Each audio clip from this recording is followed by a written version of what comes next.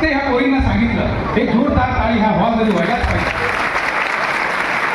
Super. मी कधी नाही ऐकलं एवढी वक्त्यांनी असं बोललं नाही. आजपर्यंत सगळ्याच समारंभ इनाम देतात, पण त्या इनाममध्ये कोणाला देतात? 1 2 3 बस. ह्या सगळ्यांना बाकीच्यांना बोलायला मिळू पाहिजे. Yes, salute to you. युवा संगठन झूठ बोलता है, युवा संगठन झूठ बोलता है कि हम बड़ौदा से सीखते हैं, हम अहमदाबाद से सीख के आते हैं. नहीं, बड़ौदा और अहमदाबाद सूरत से सीखेगा. आम्ही पहिल्या 3 ला इनाम देतो, बाकीच्यांना नाही देत. आज मी इथून शिकून जातोय की बाकीचे जे विद्यार्थी राहिले त्यांना पण इनाम द्यायचं. आज बरोबर 2016 मध्ये युवा संघटनाची सुरुवात झाली आणि आज बरोबर 10वं वर्ष बसलंय. 10 वर्ष आणि 10 वर्ष म्हणजे दशक. 10 वर्ष जे दाम्पत्य जीवन चाललं मग त्याला काही म्हणता येत नाही. आता हे युवा संघटन 10 वर्ष पूर्ण करत आहे.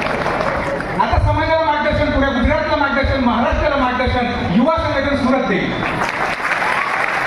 मंजिलों को मिलती है दोस्तों, जिनके सपनों में जान होती है, आपके सपनों में 2016 से जान आ गई.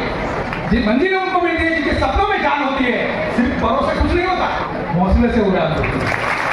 आपने जो हौसला बताया है ना, वो हौसला बड़ौदा सीखेगा, अहमदाबाद सीखेगा और बहुत कुछ पूरा गुजरात सीखेगा. तो ये जो बताया, ये जो किया, ये युवा संगठन सूरत ने किया. दोस्तों, दुसरी एक गोष्ट ही फार नाजूक गोष्ट होती.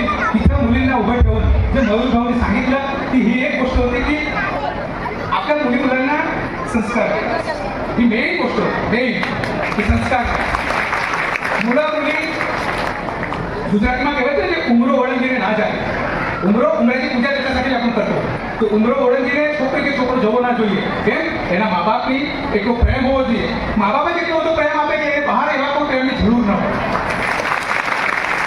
આજે મયુરભાઈ ખુલીને નથી બોલ્યા, પણ હું કહું છું કે એમનો આશય આ છે.